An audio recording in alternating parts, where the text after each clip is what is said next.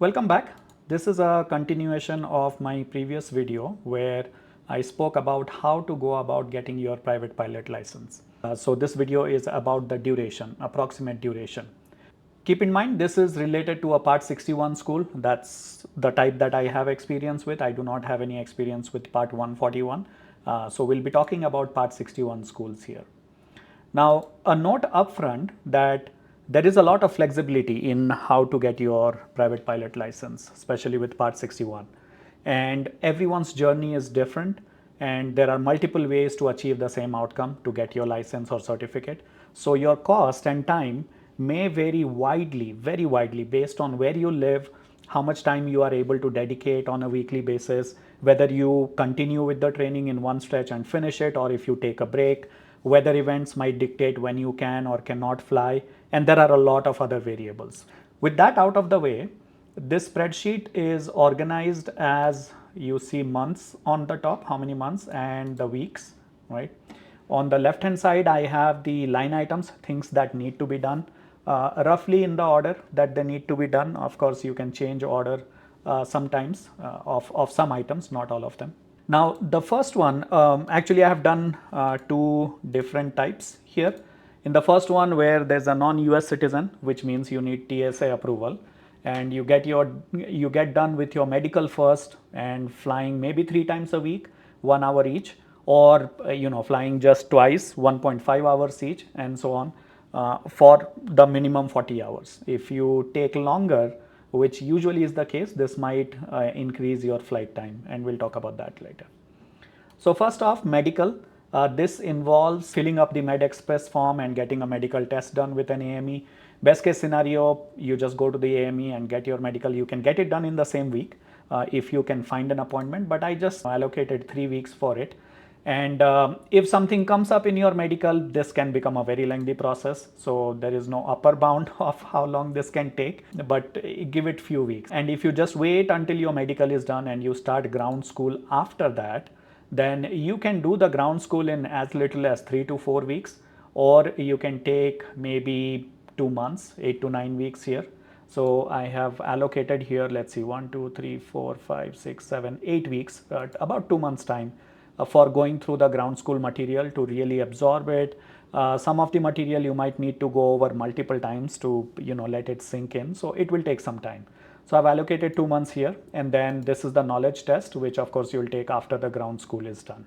Now, for getting the TSA clearance, you don't have to wait until ground school or anything. In fact, you don't even have to wait until the medical is done. If you want, you can go ahead and apply for the TSA clearance, but keep in mind that you will need to have already confirmed the flight school, because TSA will check with the flight school that you have actually made an arrangement to train with them. So if you have that lined up, then you can go ahead and apply for the TSA clearance. And this process may take 5 to 6 weeks. It can be less as well, but because TSA is usually backlogged with a lot of requests, it takes time for them to reach out to your school to confirm and all of that. So just start the process, give it 6 weeks to complete, and then get started with your training. You cannot actually start flight training until the TSA clearance is through. You can take the discovery flight, but no more training more than the discovery flight, which is why I have put this here, and I have put a gray bar here to signify that you need to complete this step first before you move on with the flight training. And for the flight training here, if you see, I have 3, 6, 10, 14, 13 to 14 weeks here. So that's about 3 months, little over 3 months. Now this varies widely, as I mentioned up front, that if weather doesn't allow you to fly regularly, then this can stretch out. Or if you have a streak of good weather and you are able to make time for it on a very frequent basis, then you can actually finish your flight training sooner as well. Some people I have known, they flew once every day, so flying 5 times a week, and that can be very taxing, but if you can pull it off, you can actually shrink the duration it takes to get through your flight training. Big portion here is when you do your first solo. Again, there is no good number to give when people solo. I soloed after 40-45 hours. Some people solo in as little as 10 hours or 15 hours. So it varies from person to person. But before you do the solo, you will need your medical to be done, which is why there's a gray bar here. and you will need your student pilot certificate in your possession. You cannot solo without these two items. So as soon as you start your flight training, go ahead and talk to your flight school and your CFI to process your documents and apply for the student pilot certificate. And the FAA website mentions that it can usually take about 3 weeks. But if you just apply for it upfront, then you have all this time while you are completing your flight training to get the student pilot certificate until you are ready to solo. And then after this, finally, when it's time for the oral exam and the practical test, you will need to schedule time with a DPE, designated pilot examiner. Finding a DPE and scheduling one can be a time consuming process. DPEs are very backlogged. So if you get lucky, within a week or two of you finishing your training, maybe you have your oral and practical scheduled. But if you are not that lucky, it can take months. Which is why I have just put 3 dots here up top, and I have marked this with yellow, which means it can be anywhere here. And while you are waiting for the DPE, or while you are waiting for your practical test and oral exam, you probably will want to or need to continue flying at least once a week to stay current on your skills, so that when you're going for the practical test, it shouldn't happen that you have forgotten some of your training, right? So this part can vary widely. Some people, they do schedule the DPE as they get close to the finish of their training after talking to their CFI, but again, it's a gamble. What if you are not ready and you need some more time?